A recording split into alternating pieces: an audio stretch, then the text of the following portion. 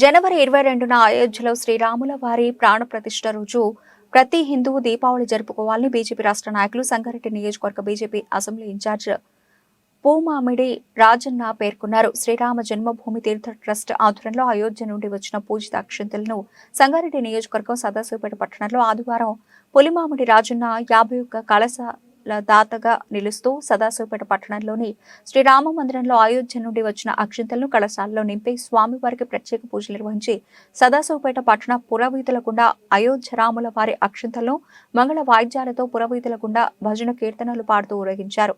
తదనంతరం పులిమామిడి రాజును మాట్లాడుతూ అయోధ్యలో భవ్య రామ మందిర నిర్మాణం ప్రతి ఒక్క హిందువు కళ అని అన్నారు.